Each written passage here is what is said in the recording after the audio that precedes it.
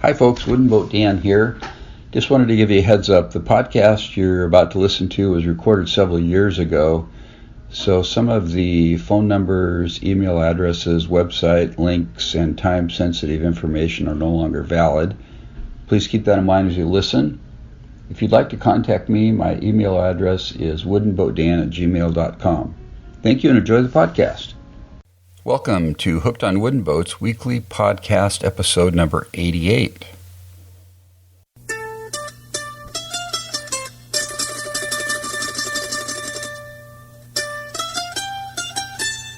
I'm your host, Dan Matson, aka Wooden Boat Dan. If you can't do it, well, you might want to look for it in the Guinness Book of World Records because it's probably not even there.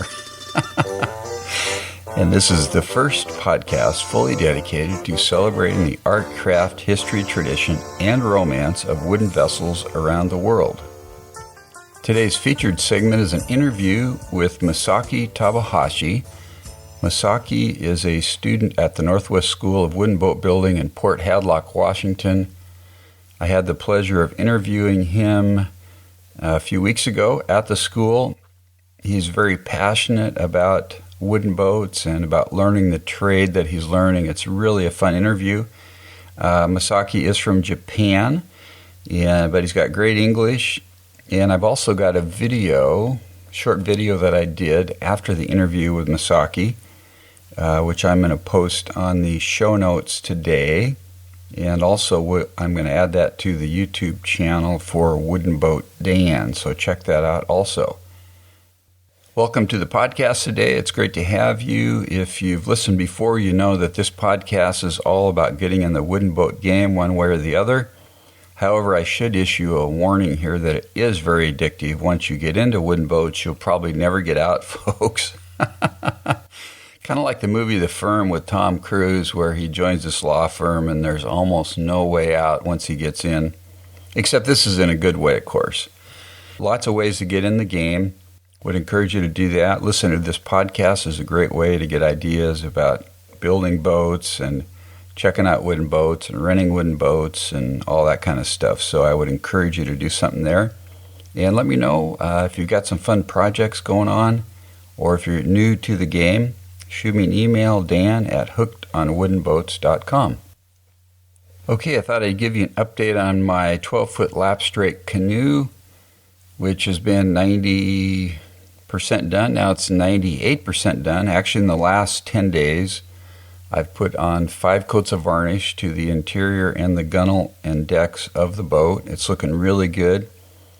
However, about 10 days ago, I fall down, go boom on my mountain bike, which when you're 58 years old can be kind of hard on the body. So I've got my little finger in a splint because I got a little fracture there, and I've got some bruised ribs. So I worked on the boat quite a bit this week, but it's like, you know what? My ribs aren't getting any better. I got to take a couple days off here.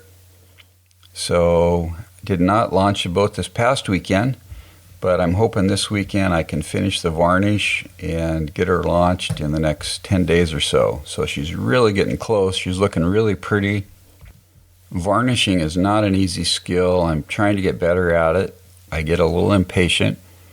And it's interesting, it wasn't until this 5th coat of varnish I put on the boat that I got that really kind of deep, glossy look that they talk about. Didn't happen with the first 4 coats.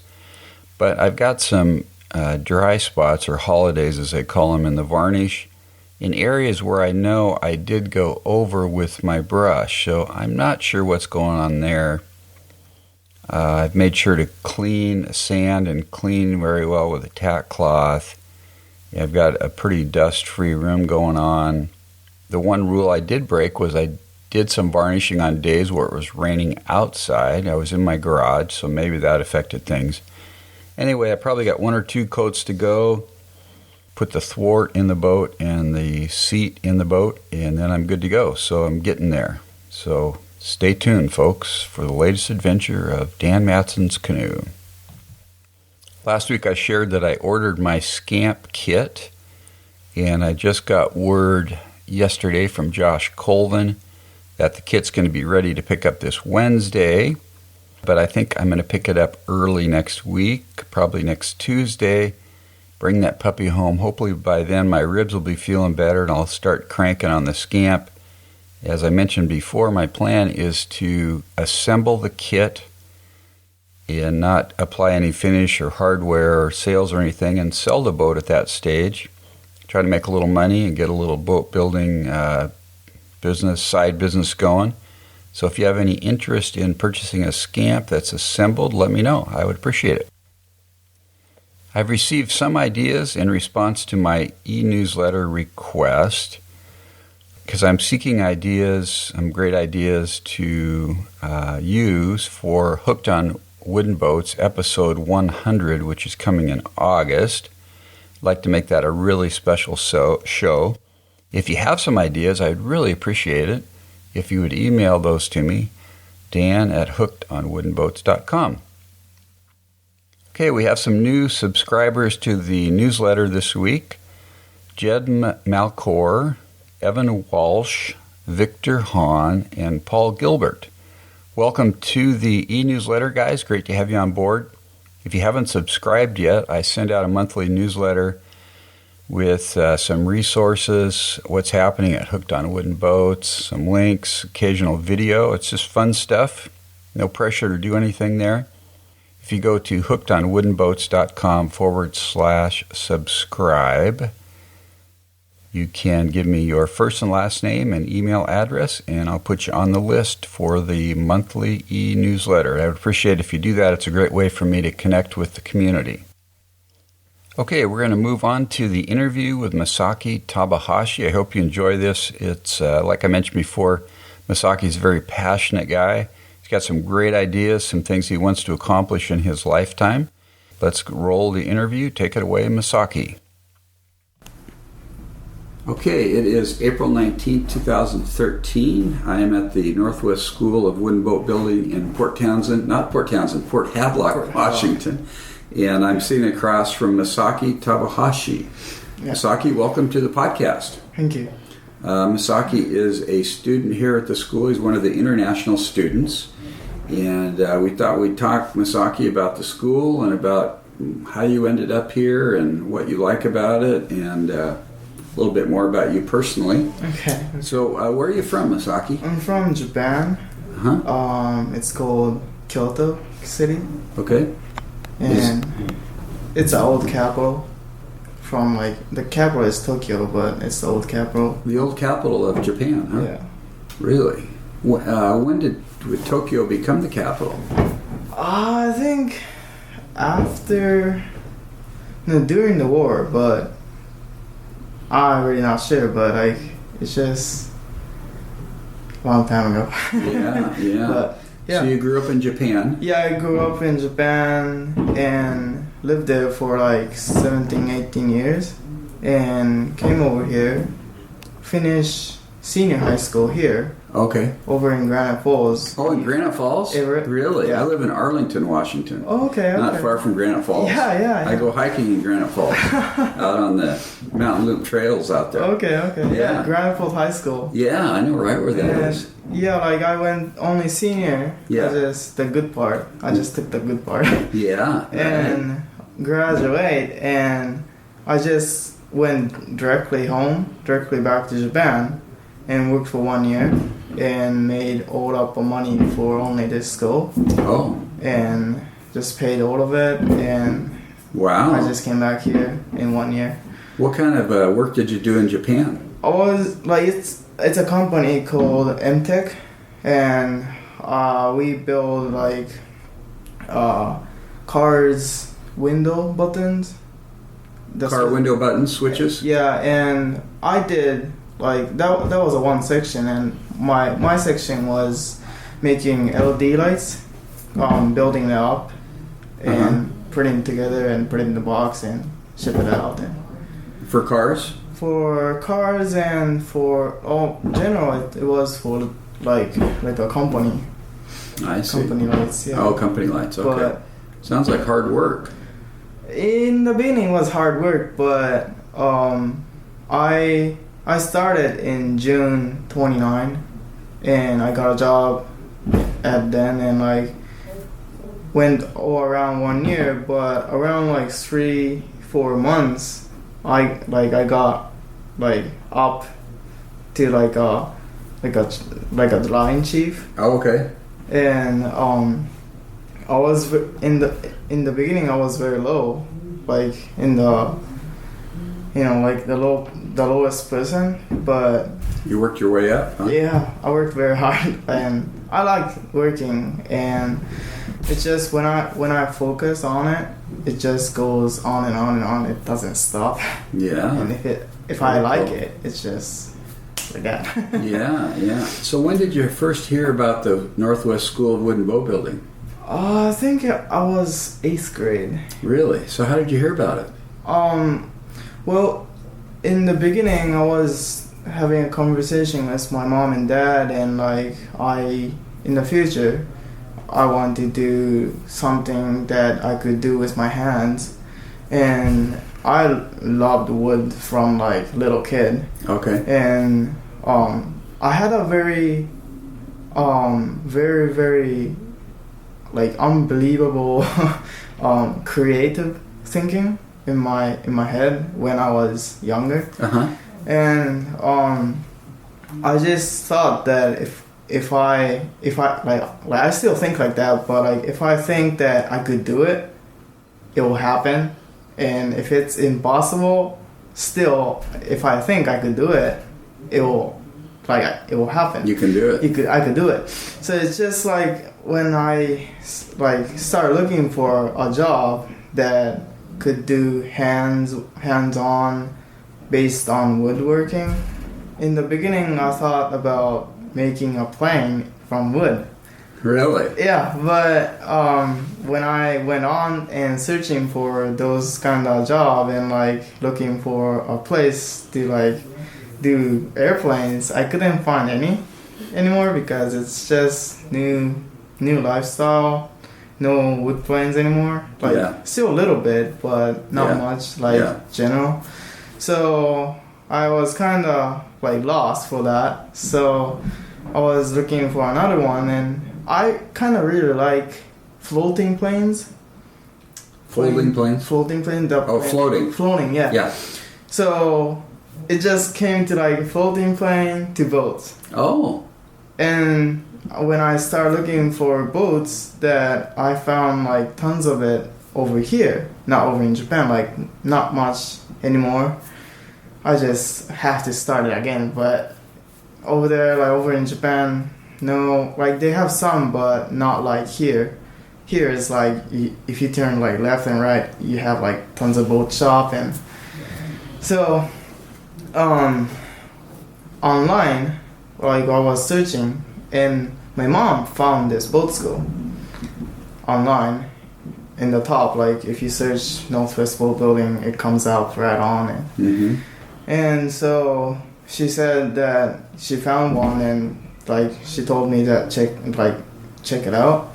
So I checked it out, and she found a 16-minute video of Jeff Hammond, and I saw that, and the first time I saw that, like I saw the video, it just snapped. Like, oh, that's so cool. Like I really want to do that. Like they were like doing chisel working with the what's that lap striking when you put it on, like it have a bevel, and a student was doing a very good job of it, and the what is it called, like it's a wood that when you carve it, it goes around. Yeah, it curls up. Yeah. And I saw the that. Shavings. Yeah, the shaving. I saw that, and I'm like, I want to do that.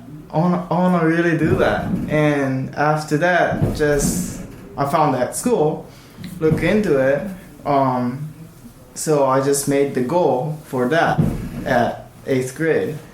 And after that, my goal was to go to that school from then, and now I'm here. Wow. Yeah. So from 8th grade till you were about 19 or 20? 20. I'm 20. You're 20, okay. Yeah. Very cool. So you got interested, your mom found this on the website, Mm-hmm. you just were very fascinated by that and decided to come over here. Now, do your parents live in America or Japan? No, both parents, my dad and mom, and my middle brother lives still in Japan. But my oldest brother, he's doing a truck driving over here, long haul truck driving over here. Yeah.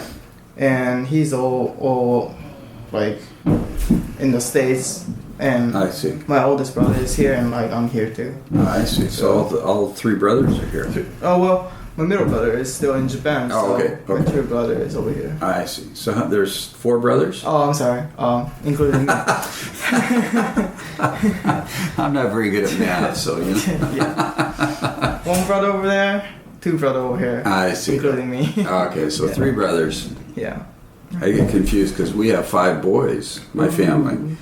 My wife and I. So. Oh, okay. But they're all in the U.S., all in Washington State. So how's the school going so far? You're about 6 months into it. 6 months into it. Yeah. The lecture is still hard for me. The lecture is? From like 8 o'clock to 10 o'clock, 2 hours lecture. It's just... Is that every day? Every day. Yeah. Pretty much, I do listen, and I try to understand, and it's all chalkboard pictures, and they're like Jeff is explaining. So like pretty much I understand what they're talking about, but I still have the vocabulary that is difficult. But after 10 o'clock to 5 o'clock, that's like heaven for me. Oh, okay, that's when you're in the workshop, working with your hands. When I start working, it's just I really don't want to stop because I'm a very slow starting person that like I call it my engine in my system that it gets heat up around 2 o'clock. Oh. I start around 10 to 2, and 10 to 5, but around 10 to 2, it's just still starting up. And after 2 o'clock to 5 o'clock, the 5 o'clock is the max, but 5 o'clock I have to stop. So if this school goes on to 9 o'clock, that would be so awesome. Do they let you stay after hours if you want to? They have to close the shop, probably. Yeah, they have to close the shop. But sometime when one instructor is still doing something else, you could do work till 7 o'clock or something. But that's just really, really, it doesn't happen that much. So are you living in Port Hadlock while you're in school? Yeah, I just live right there. Right across the street? Yeah, no, you just go down the street, but his walk is I don't know, 1 minute, 2 minutes. Oh, so you don't have to have a car. Well, I have a car. You do, and okay. I almost drive because I have to pick up a friend. Oh, I see. So yeah. So you live close by. Yeah. So you really do you like the school? Oh, you happy you came here? Yes. I don't have any regret of coming here. It's just, this is my place. This is my job, I think, and I hope it will be my job. But I like it very much. And so what type of job would you like to get when you graduate? I really want to get a job doing restoration, fixing boat up. We knew it. Yeah, an old boat, you just fix it and show it it's a new boat, those kind of stuff. And I'm thinking of myself that I want to do that too, but I kinda want to start doing cleaning boats, make a company that clean boats, and it's just still a thinking point, but if it's possible, I kind of want to get hired to a boat shop and put my boat cleaning company in it. So like I could clean the boats in the beginning that before they gonna fix it up. Clean the boat first, and if I clean the boat, it goes into the shop and they fix it, and that would be very, very fun for me. And like it, I kind of think like that because if I do that, clean boats and learn how to fix boats like at the same time, my skill gets higher and higher. Plus, I'm working doing cleaning boats, and that would be good for me. Do you like cleaning boats? Yeah. It in the beginning it didn't really snap with me, but like last couple months, a month or two ago, I cleaned a boat for somebody over at the Hadlock Marina, and it was very fun. Like I didn't want it to stop. They were like drinking coffee and like stopping all the time, but I was just like, coffee? I don't drink coffee, so I just like cleaning boats. He kept working, huh? Keep working, and the boss, he was like telling me that you should take a break, but I just like yeah, but I want to clean. Really? So yeah. Was that a wood boat or fiberglass? Wood boat, yeah. It was a wood boat, huh? Yeah. I was scraping off moss. Oh, okay. And cleaning the guardrail. It was green in the beginning, but this one, it's a chemical, but it's not bad for the water. Like it's a very natural thing that I don't really know what the name is but yeah. It's a gel that you put on and you scrub it, and it was green, but like 5 minutes it was gone. Really? Yeah, like it was. Now, was that over varnished wood? Varnish. Was it wood that had a clear finish on it? Mm-hmm. And you cleaned that off? Yeah. I see. And after that, they want to put the varnish and like the boat stuff. Oh, I see. Again. Then they I see. So you were taking off the old varnish. Yeah.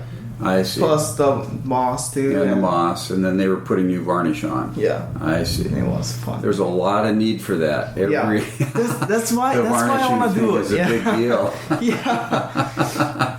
Yeah, that's huge. Yeah, that's why I want to do it. Plus, I could be with the boat because I think boat is like my son, like just friend of like my buddy or something like that. So I just want to be with them, and like I just don't want to do a job that it's not included boats.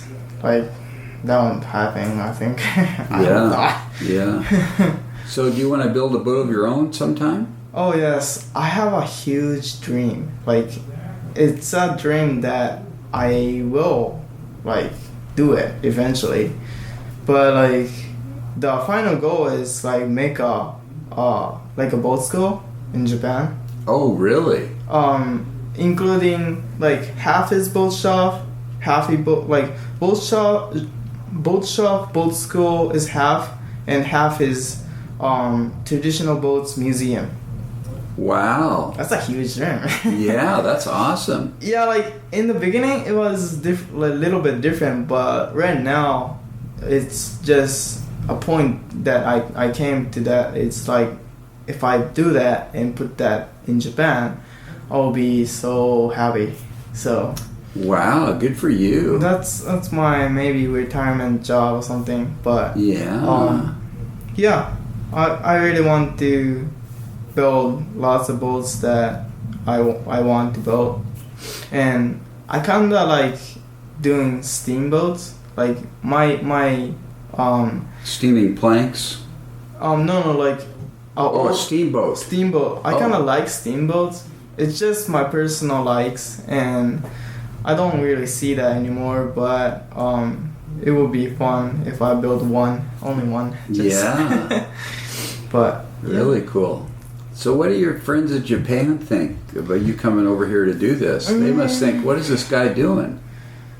Yeah, I pretty much don't really like don't what do you say, like I have one friend over there.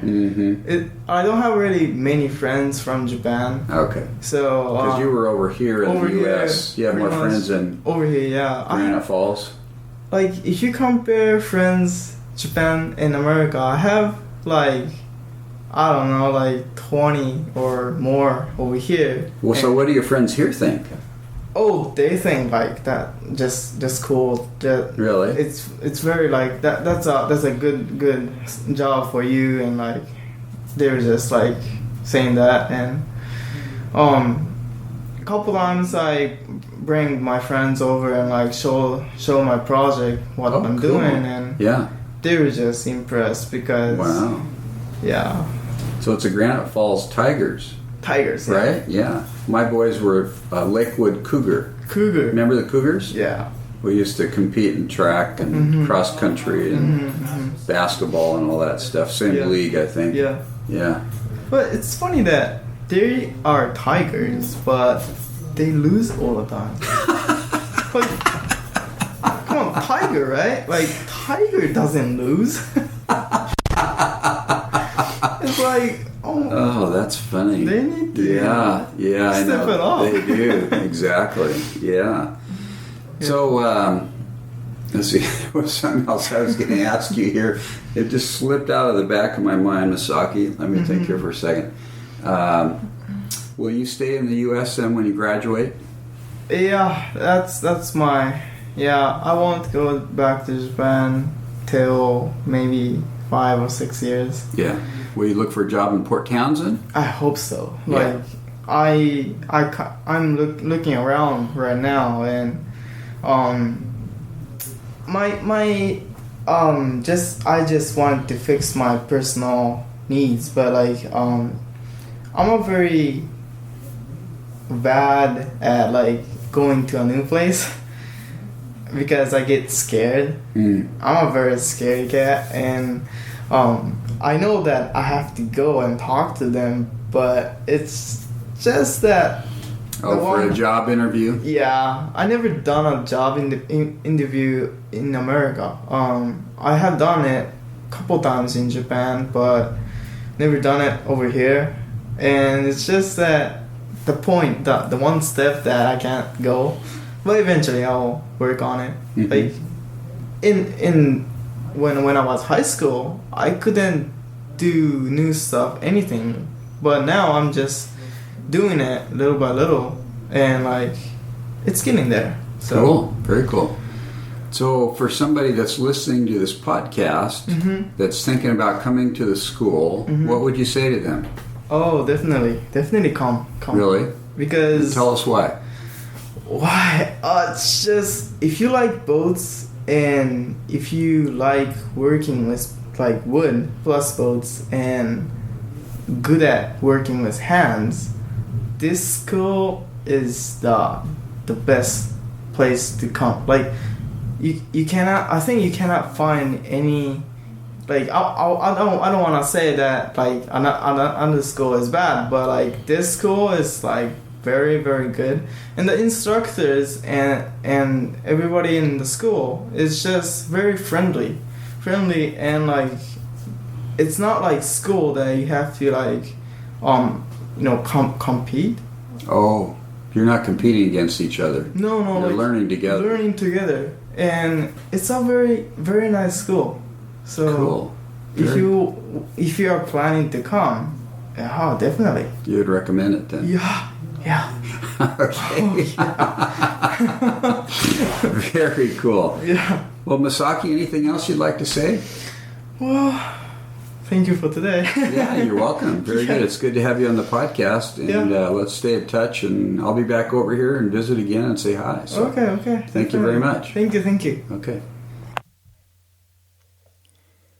Thanks, Masaki, for doing the interview. It was great meeting with you and talking about the cool things you have planned for the future. I wish you the best at the school for the rest of the year and for your work after that. Well, thanks for tuning in today, folks. It's great having you on board. If you're not in the wooden boat game, get in, but be careful. Count the cost because it's very addictive. And it can cost money, but it's really fun. Really, really fun. It doesn't get any better than this, folks. Seriously. It's good stuff. If you'd like to connect with me, please shoot me an email, dan@hookedonwoodenboats. Subscribe to my e-newsletter by going to hookedonwoodenboats.com/subscribe. You can leave comments on my blog posts on my website, hookedonwoodenboats.com. And you can find me on Facebook, Twitter, and Pinterest if you look for Wooden Boat Dan there. That's my handle. And I do have a voicemail feedback hotline, 424-261-2360. If you enjoy the podcast, I would encourage you to go to iTunes or go to my website and subscribe to the podcast so that it's automatically delivered to your pod-catching software. And also, I'd appreciate it if you go to iTunes and leave me a 5-star review if you like the podcast. It brings more visibility to the show, and that's pretty exciting stuff for me. So thanks for tuning in today. Tune in again next Thursday for another action-packed episode of Hooked on Wooden Boats. Have a great week. Keep the bright side up and the barnacled side down. Wooden Boat Dan over and out. God bless.